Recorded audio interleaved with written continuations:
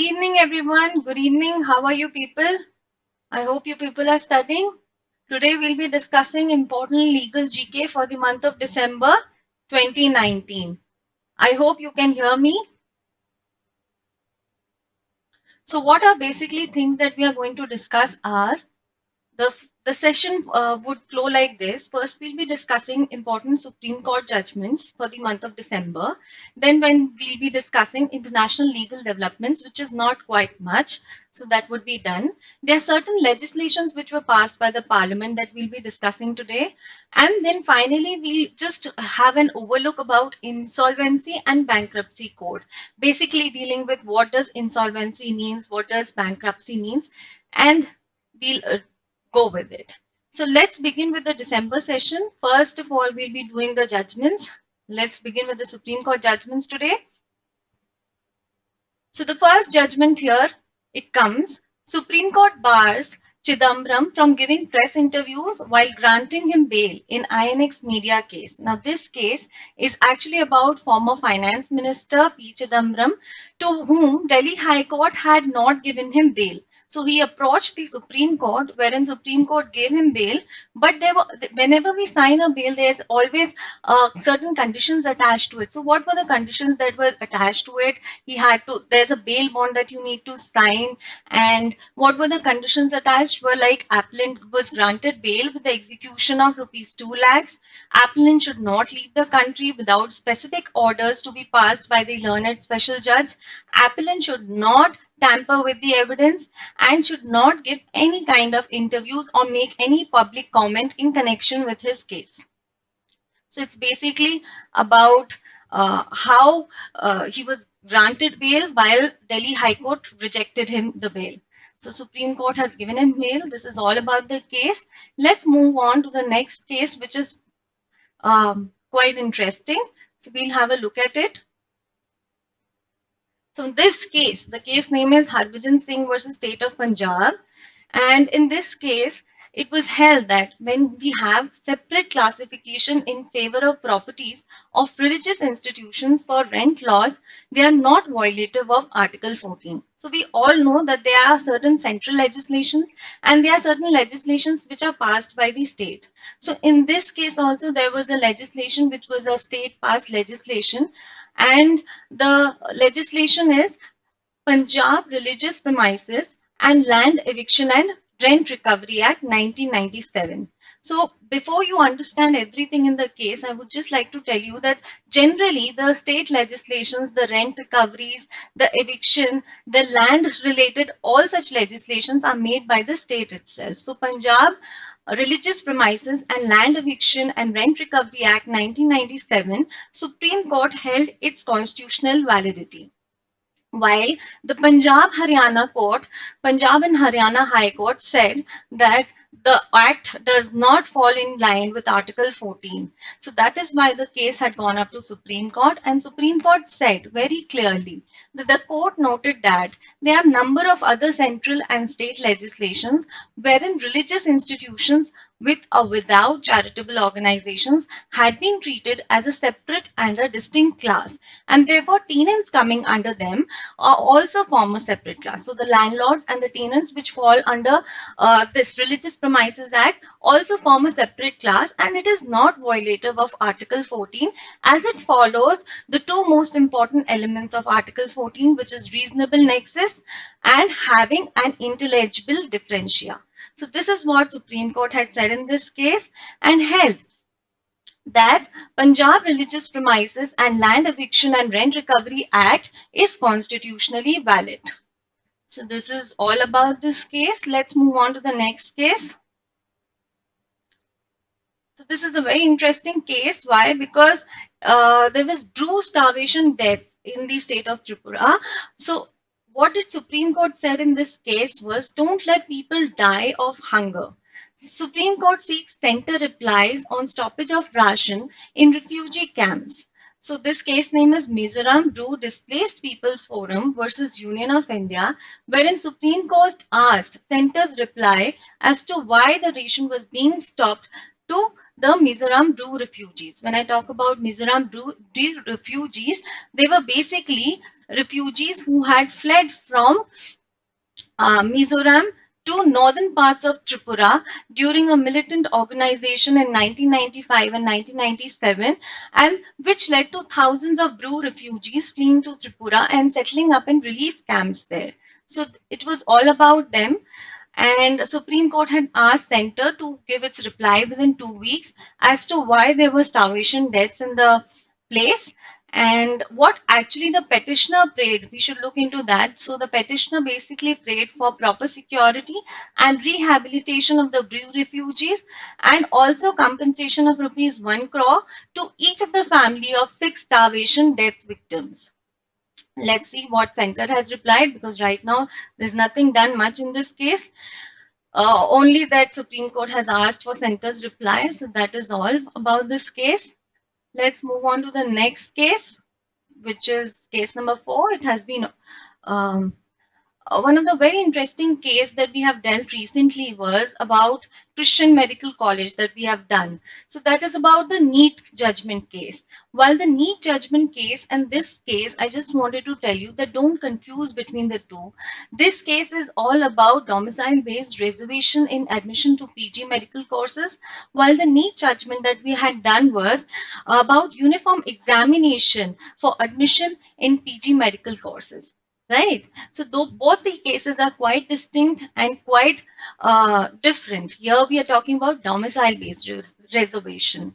So what the Supreme Court said in this case was larger bench to decide legality of domicile residence-based reservation in admission to PG medical courses within the state quota.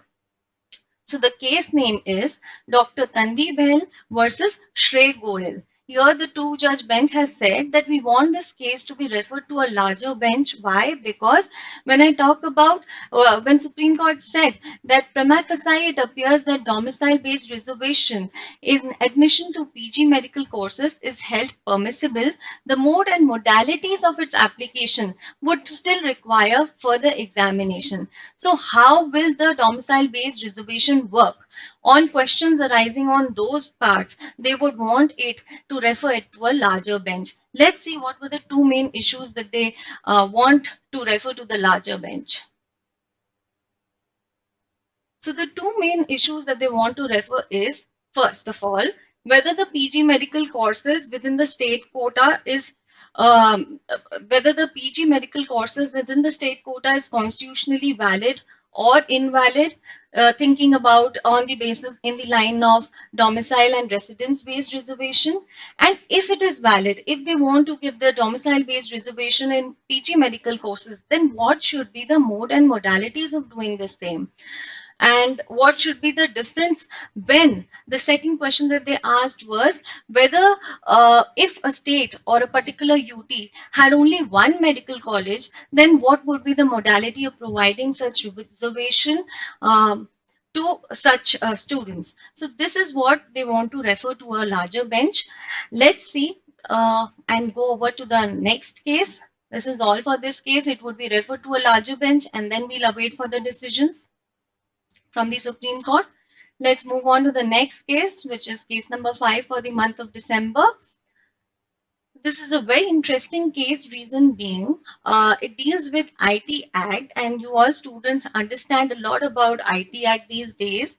So what happened in this case was, I'll first tell you a story and then we'll go back to the case. So in 2009, there was an amendment made in the IT Act, post which all the intermediaries are not liable, were not being held liable for any kind of defamation matter against this. But this happened in 2009. So let's move on with the case. Google India fails to gain protection under Section 79 of the IT Act 2000 to face trial in 2008 defamation case. So the case name is Google India Private Limited versus Vishaka Industries. Supreme Court held in this case that before the amendment made to Section 79 of the IT Act 2009, a network service provider was protected only under the IT Act. The protection did not extend to liabilities arising under any other enactments prior to 2009. On this reasoning, it was held that Google India could not claim immunity from liability of criminal defamation under Section 499 of Indian Penal Code in a complaint which arose before 2009 amendment. So they are not giving any kind of retrospective effect to the amendment, and they said before 2009 amendment there were no such umbrella protection given to the intermediaries for any kind of defamation matters. So let's see what the story says. It was only in October 2009 that Parliament amended the IT Act of 2000 to protect online intermediaries from liability for criminally defamatory content published in them by third parties.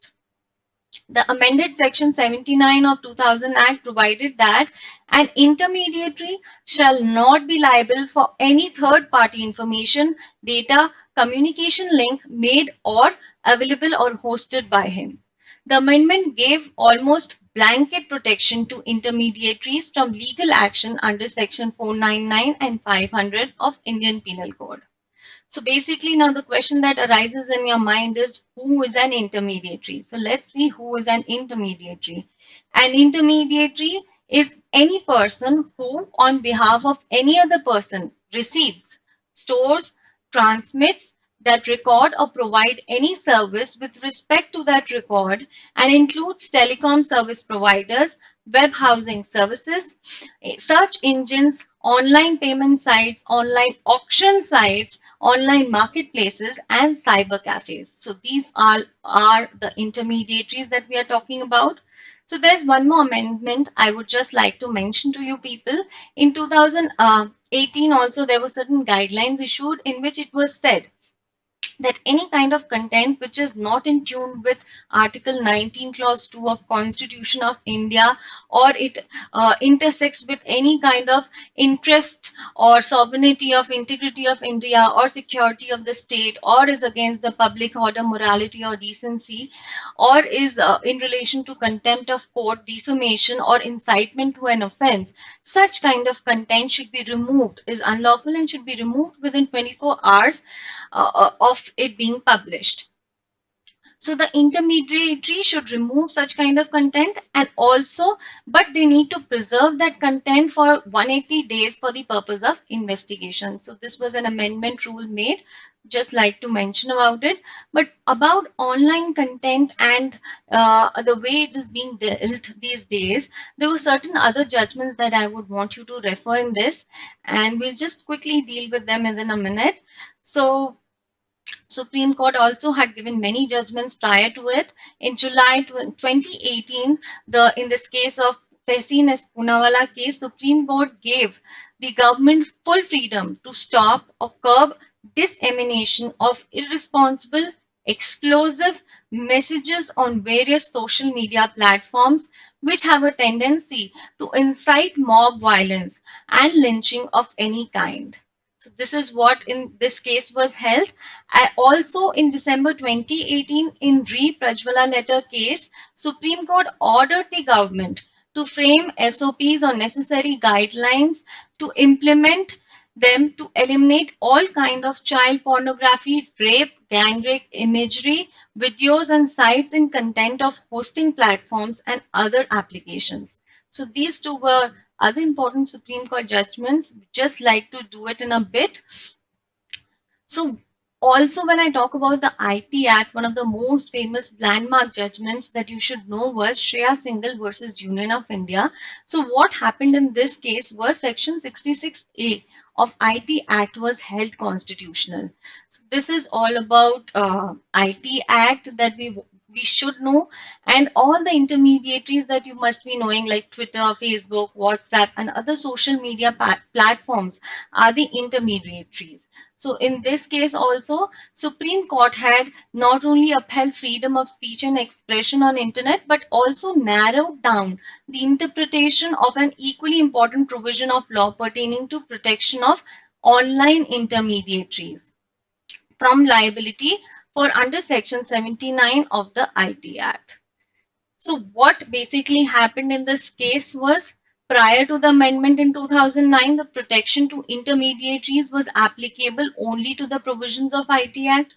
And post the amendment, it gave a blanket provision to all the intermediaries that they won't be criminally liable under the Indian Penal Code for any kind of defamation. But there was a rider attached to it that the Act extends to safe harbor protection only to those instances where intermediary mainly acts as a facilitator. So the intermediary should not be involved any kind of content building or any kind of creation or modification of data or content. So this was the rider attached to this. And that is why we have seen that Google India could not gain protection under Section 79 of the IT Act, as I've already explained to you. So this is all about this case. Let's move on to the next judgment for the Supreme Court from the month of December. And this is Supreme Court dismisses review petitions filed against Ayodhya verdict. So we all know already about the Ayodhya verdict, what has happened in it. The case name goes very important, M. Siddique versus Mahind Suresh Das and others. It was a 5-judge bench decision, and Chief Justice S.A. Bobde, Justice D.Y. Chandrachud, Justice Ashok Bhushan, Justice Abdul Nazir, and Justice Sanjeev Khanna were on the bench. So there were a batch of review petitions filed in the Supreme Court pertaining the Ayodhya verdict, but Supreme Court dismissed the batch of petitions seeking review of its November 9 judgment on the Ayodhya land dispute verdict, which cleared the way for construction of Ram Temple at the disputed site.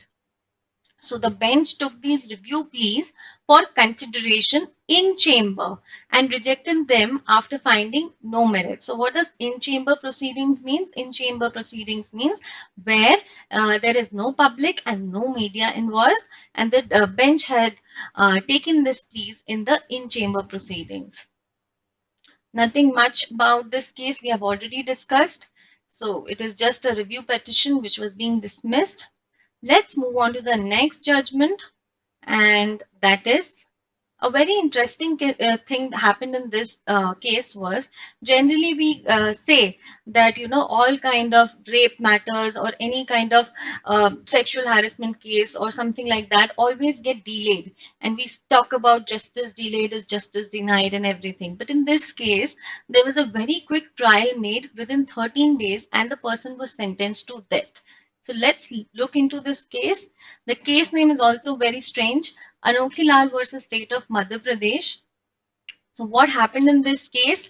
Supreme Court lays down guidelines for appointment of amicus curiae where there is possibility of life sentence or death sentence. Supreme Court set aside a death penalty awarded to a rape and a murder accused in a trial that finished within 13 days. So there was a trial which ended within 13 days. Supreme Court set aside that judgment and asked for a fresh trial in this case. So let's go to the facts of the case. Anokhi Lal was convicted and sentenced to death in March 2013 for committing the murder of a minor 9 years girl, and the entire trial of him finished within 13 days. The Madhya Pradesh High Court upheld the death penalty in June 13, and what did Supreme Court said in this case? Supreme Court observed that expeditious disposal of a criminal case must never result in burying the cause of justice. Supreme Court set aside the death penalty which was awarded to Anokhi Lal and murder in trial that finished within 13 days. Setting aside the judgment, Supreme Court asked for a fresh or a de novo consideration of the case. That means a fresh trial would begin for this case again.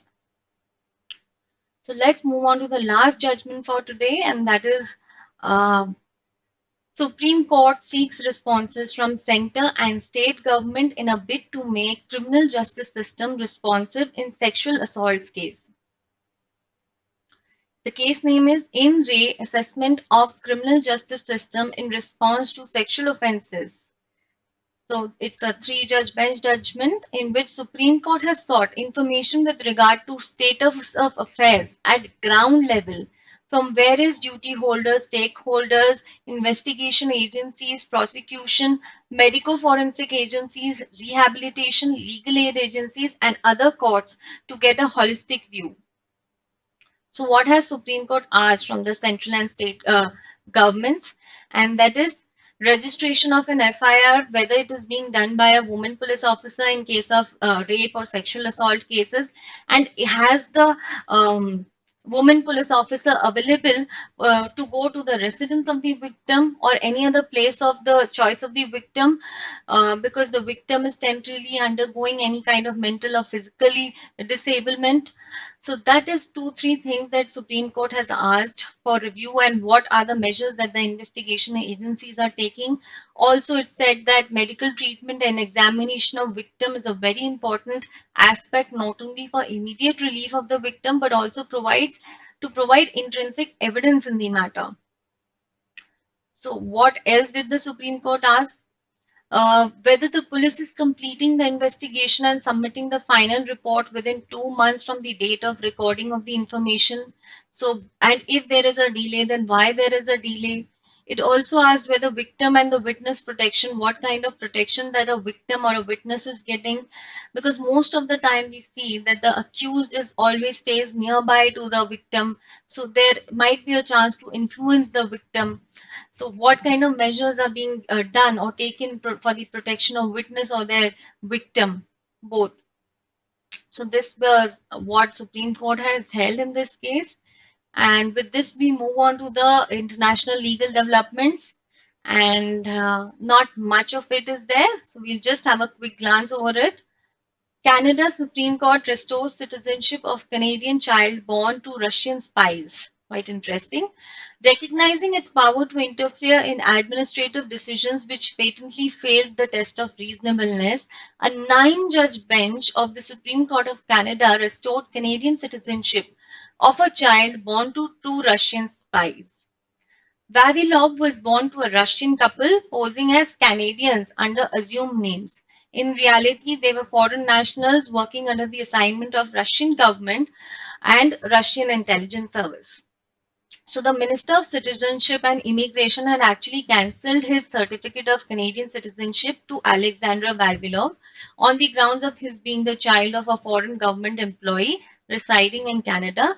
But the Canada Supreme Court has finally restored his citizenship, and it was a 9-judge bench decision which was given in this case.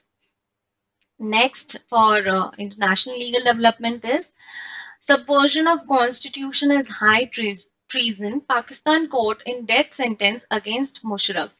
The Special Court of Islamabad on Tuesday convicted former army and former president of Pakistan, Pervez Musharraf, for committing high treason and sentenced him to death.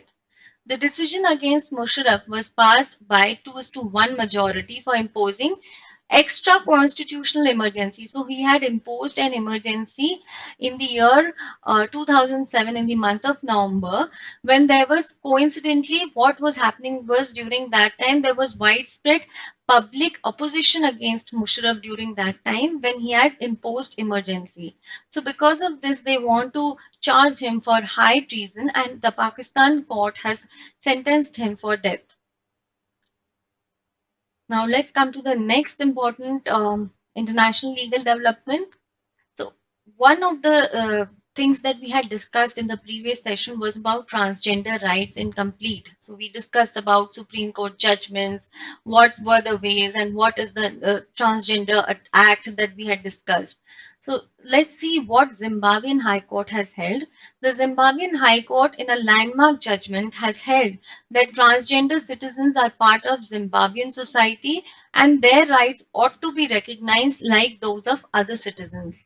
So they referred our judgment, which our Supreme Court, Indian Supreme Court has given in the case of Navtej Singh Johar. Also, they referred to another judgment which was authored by K.S. Radhakrishnan and about National Legal Services Authority versus Union of India. So the Zimbabwean High Court, while granting transgender rights to the transgenders, has referred to very important transgender Supreme Court decisions of India, and one of them was Navtej Singh Johar. The other one was the National Legal Services Authority versus Union of India. So the next and the last thing that we are going to discuss in international legal development was Sri Lankan Supreme Court orders 1 million compensation for custodial killing. So what does Sri Lankan Supreme Court said? Even a convicted criminal had a right not to be arbitrarily deprived of his life except in accordance with procedure established by law. So in this judgment, basically the Sri Lankan Supreme Court directed the government to pay rupees 1 million as compensation to a wife of a man who was killed by police in a fake encounter. So that's all. When I talk about international legal development, we'll quickly move over to the important legislations for the month of December that we need to discuss here. So this act, Special Protection Group Amendment Act 2019. So this act was enacted on 9th of December 2019. Original enactment, however, is Special Protections Group Act 1988. We just made an amendment to it. So right now we'll understand what was the main object of amending the act. It amends Special Protection Act 1988 to provide for security cover to a former Prime Minister and his immediate family members for a period of 5 years from the date on which he ceases to hold office of Prime Minister. The Act seeks to restrict the facility of SPG to ensure its efficiency. So now let's see why this 5 years clause was imposed by the Amendment Act. However, earlier it was just one year. Under the Act, the SPG provides security to Prime Minister and his immediate family members. It also provides security to former Prime Ministers and their immediate family members for a period of 1 year from the date when they cease to hold office. So this 1 year was actually being misused because there was a right attached to it. So if there was a threat which emanated from military or terrorist organization or of grave and continuing nature. So these two clauses, because of these two clauses, that 1 year could always extend. So by way of amendment, we had made it 5 years. And in this act, there was no cut-off period for providing any kind of SPG protection to former prime ministers or members of their immediate family members. So what did the Amendment Act actually do? The Amendment Act made two major amendments, and that was to provide security to Prime Minister and his immediate family members. Also to provide security to any former Prime Minister and his immediate family members residing with him at the residence allotted to him. The security provided for a period of 5 years from the date when he ceases to hold the office of Prime Minister. So though we have changed from 1 year to 5 year, but this is a complete, there is no cutoff limit here. There is a cutoff limit that beyond 5 years, they cannot be given any kind of protection. So this is what we made a change by way of amendment. Another major thing that we said was the Amendment Act also proposes that if SPG security is withdrawn from a former PM, it will also be withdrawn from his immediate family members. Presently, even if the SPG security was given or withdrawn from a former PM, his immediate family members used to enjoy those services of SPG security, even if faces a level of threat which warrants so. So what happened with before this amendment, just before a month before this amendment, the Gandhi family was not given the SPG cover. Their SPG cover was not there. So after this, within a month, this amendment was made, and to ensure that they don't get the SPG cover. So let's move on to the next important legislation for the month of December. The Arms Amendment Act 2019. So there's one clause that would be very interesting for you people to know was we have introduced various definition in the Amendment Act by way of Amendment Act, and there was one such thing that we had introduced was talking about trafficking of arms. We had also talked about organized crime. So these were the things that we had amended. We have given certain definitions, added certain definitions to it. So the original act is Arms Act 1959. It dates back to 1959. We just made an amendment to it. So what was the main object of the amendment? It seeks to decrease the number of licensed firearms allowed per person and increase penalties for certain offences of the Act. It also introduces new categories of offences, which was quite interesting to know. So we'll just move on. So what it did, the Act reduces the number of permitted firearms from 3 to according to Section 3, those who own more than 2 firearms will have to deposit their third one with authorities or authorized gun dealers within 90 days for delicensing once the amendment. So what they said was, if you have a 3 firearm registered in your name, you need to at least give away with one and deposit the third one with the authorities or the gun dealers. The second most important thing that it did was it increased certain punishments. So the offense of possessing illegal firearms attracts imprisonment of not less than 7 years, but may extend to life imprisonment of 14 years. Post the amendment, the Act increases the punishment to 7 years and life imprisonment along with fine. So we have increased certain punishments also. So what two new offenses we introduced by way of amendment? We introduced about one offense was celebratory gunfire and the second was snatching arms from the police. Now what is celebratory gunfire? The Act seeks to ensure that those using firearms in rash and negligent manner in a celebratory gunfire, endangering human life or personal safety of others, shall be punishable with imprisonment to 2 years or fine which may extend to 1 lakh or both. And again, what happens is most of the times when you see the accused, when he tries to run away or he wants to save himself, he generally snatches the gun from the police. So that has also been introduced as a new offense post the Amendment Act. The Act also introduces a new offense of snatching firearms from the police or armed persons.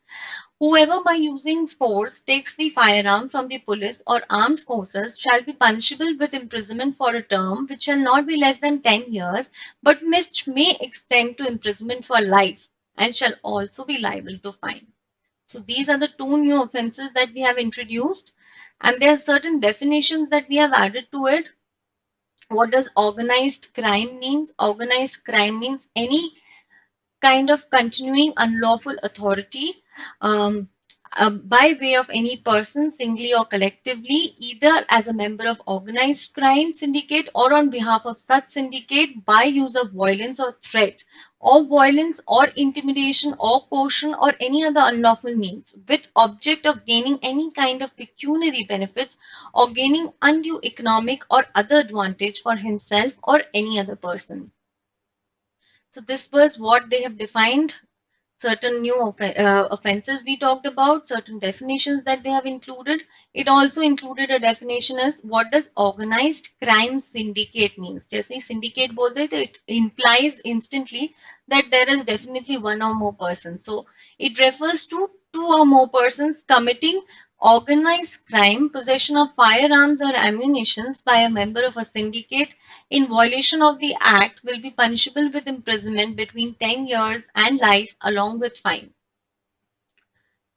So all this while we had been talking about human trafficking, but there's something called illicit trafficking of the firearms and guns as well. So what is illicit trafficking? Means any kind of import, export, acquisition, sale, delivery, movement or transfer of firearms and ammunition into, from, within the territory of India if the firearms and ammunition are not marked in accordance to provisions of this Act or are being trafficked in contravention to the provisions of this Act, or including smuggled firearms, foreign make firearms, or prohibited firearms and prohibited ammunition. So in such cases, it is known as illicit trafficking of the firearms, and it shall be punishable with imprisonment between 10 years and life along with fine. We also included one more new offense, which was celebratory gunfire, and that was basically using of firearm in public gatherings, religious places, marriage parties, and other functions on fire ammunition. So this is all about the Arms Act. Let's move on to the next legislation. I hope you understand what was the major changes that we have made in the Arms Act and the amendment that we have made. So let's move on to the next legislation, which is the Recycling of Ships Act 2019.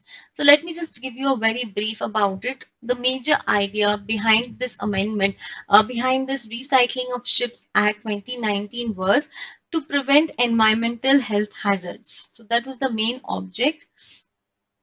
So it restricts the use of hazardous materials on ships and regulates the recycling of ships. So there was no original enactment before this. This is the first enactment of its kind when we talk about the Recycling of Ships Act 2019. Prior to this, there was just one code, and that too it was about shipbreaking code. So it was not an act per se, and there was just a shipbreaking code. Major highlight of this act was because India is also a signatory to Hong Kong International Convention for the Safe and Environmentally Sound Recycling of Ships 2009, we had made this act. So to whom does this act apply basically? It will apply to any new or existing ship which is registered in India, a ship which is entering the terminal or port or territorial waters of India, any kind of warship or other ship owned and operated by the administration and used on the government for non-commercial service, and any kind of ship recycling facilities operating in India. So this act would apply to all of these. So what was this act all about? It talked about use of hazardous materials. So when there is recycling of ships done, there is a lot of hazardous material which is there. So just to process the entire thing, we had introduced in this act about an authority, which is the national authority from whom they need to obtain a certificate. So the recycled ships will not be used, and the national authority or the nodal agency would administer, supervise, and monitor the recycling operations of the ships. That stipulates that the owner of every new ship will make an application to the national authority to obtain certificate on inventory of hazardous materials. The existing ship owners will apply for the certificate within 5 years of the commencement of the Act. The using of hazardous materials in a ship will be punishable with imprisonment up to 3 months and a fine up to 5 lakh rupees or both. So the requirements, the above two requirements that I talked about, obtaining a certificate from the national authority and how it will go, will not apply to two ships, and one of them is any warship or any other ship owned and operated by an administration and used by the government for non-commercial service, and ships within ships of which the internal volume is less than 500 tons. So to these two things, it will not apply. What will not apply? They need not obtain authority from the the certificate from the national authority. So recycling facilities, ships will be recycled only in authorized recycling facilities. An application to authorize such facility must be submitted to competent authority along with the SIP facility management plan and the prescribed fee. So this is what they talked about, and any kind of contravention to them was also punishable up to 1 year and fine up to 10 lakh rupees or both. So what is this recycling process? A ship owner must apply to national authority for recycling certificate before recycling of his ship. Every ship recycler must ensure. So as I said, the entire act is all about environment. It's all about taking care of the environment so that the recycled ship materials or the contents which are out from the ships doesn't have an impact on the environment. So what they must ensure was to safe and environmentally sound removal and management of hazardous materials from the ship, as well as comply with specified environmental regulations. And on contravening these provisions, or in case of a oil spill, what were the punishments, or what were the fine that would be imposed upon them? So in case of an oil spill, a ship recycler will be punishable with a fine of 5 lakh rupees in case of no response within 12 hours of issue of first notice, a fine of rupees 10 lakh rupees in case of no response within 24 hours of issue of second notice, and imprisonment for 3 months and a fine up to rupees 10 lakh in case of no response within 24 hours of the issue of third notice. So this is what they have penalties or fine that they have tried to impose upon the ship recycler. Um, so even Supreme Court, in one of its very earlier judgment, has said that recognized that ill effects of ship recycling had a lot of environmental health hazards, and Supreme Court issued certain guidelines also in the case of Research Foundation for Science versus Union of India. So this is all about this legislation. Let's move on to the next legislation, which is all about Insolvency and Bankruptcy Second Amendment Act 2020.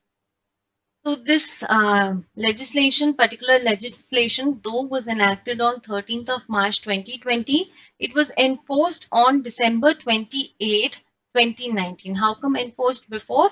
Because there was a ordinance already in force. So the Insolvency and Bankruptcy Amendment Ordinance was already in force on 28 December 2019, and once the Parliament went into session again, we passed this act. So, the Insolvency and Bankruptcy original enactment was of 2016 and was enacted on May 28, 2016. Insolvency and Bankruptcy code जो है वो 2019 का है, and we just made an amendment to it, and though we have made a lot of amendment in this code actually. But what is this code all about? We'll be discussing that at length today. So the main object of the code, when we talk about Amendment Act of this time, was to introduce certain new sections. And there was a case which is quite important, which happened in 2019. So IBC was being challenged. Insolvency and Bankruptcy Code 2016 was challenged in a case, and the case name is Swiss Ribbons Private Limited and another versus Union of India, wherein Supreme Court upheld the constitutional validity of IBC. So Supreme Court said that IBC is constitutionally valid. So what basically is the story of IBC?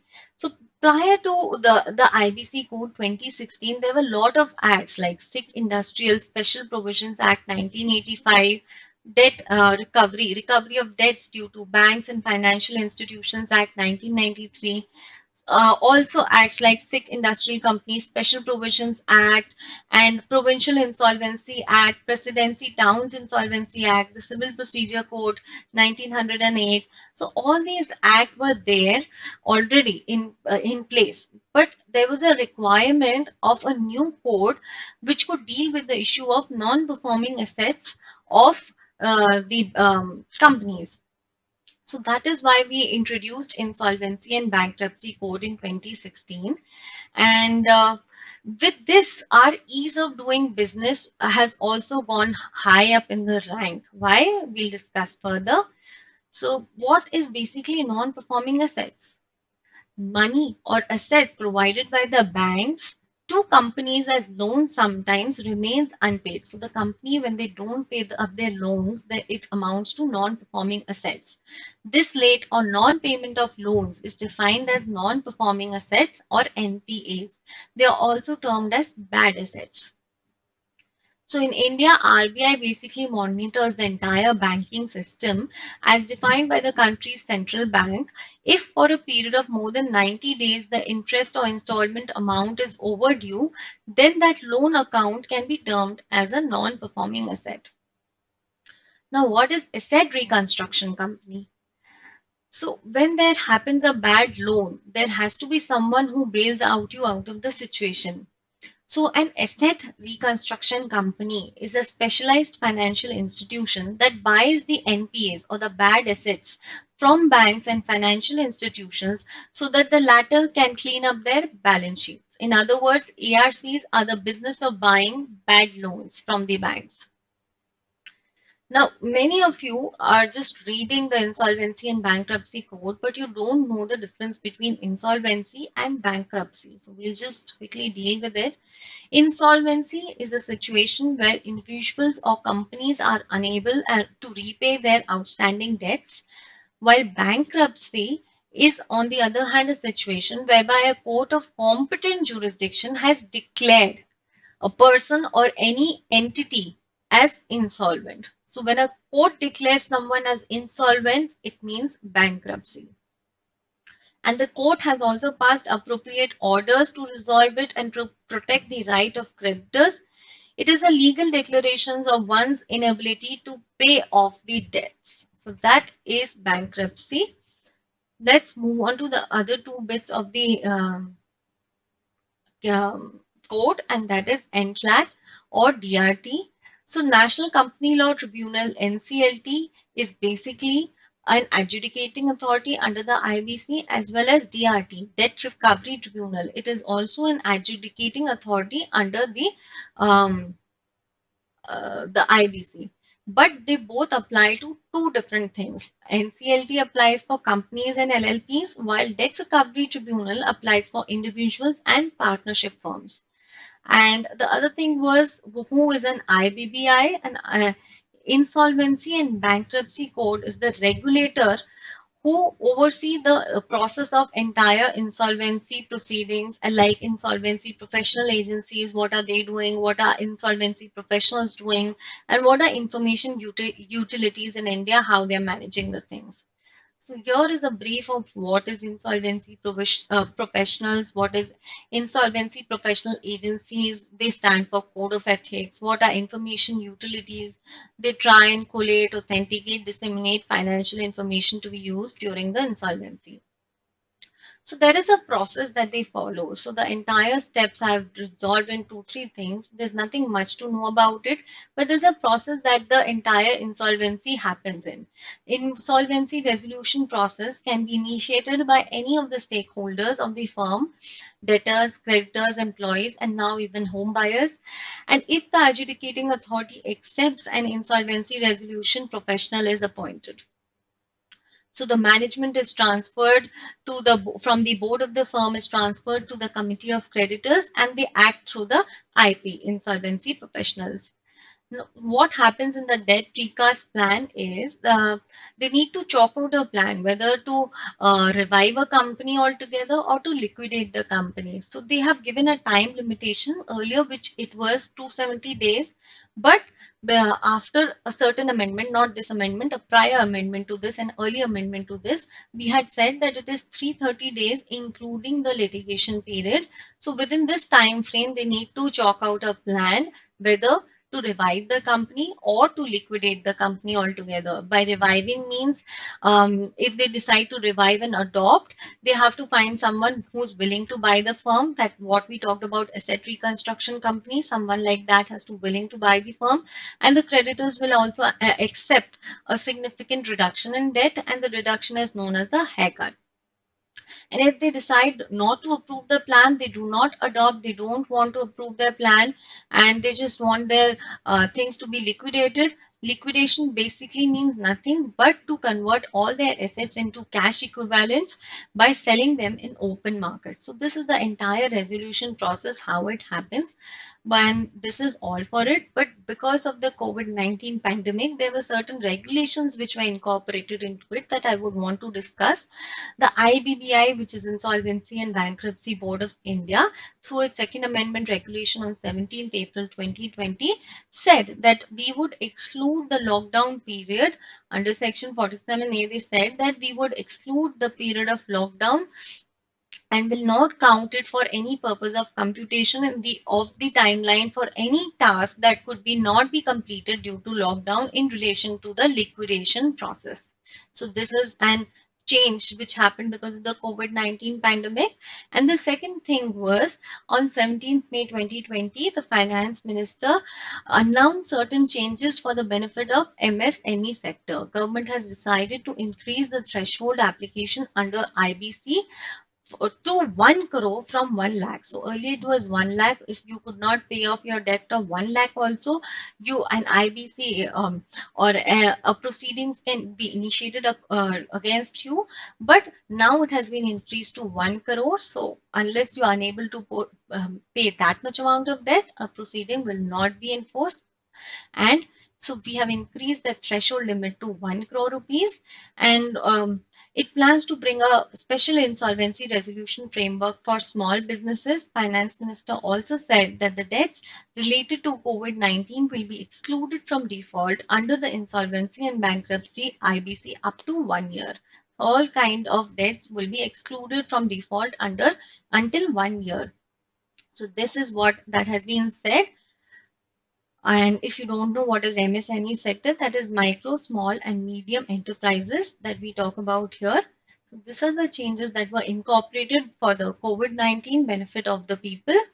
That's all from my side. We have discussed insolvency and bankruptcy code also at length. In case you want to know any other thing or there's any other topic that you want to know about, you can write down in the comment section, and do like the video, because once you like it, I would understand that you want more such videos and we would go further with it. The entire process of learning is all about imbibing the whatever you have learned and remembering it. So let's listen it just like a story, and we keep in touch. We'll be updating soon with other sessions also. That's all from my side, and stay safe, stay logical, and keep studying.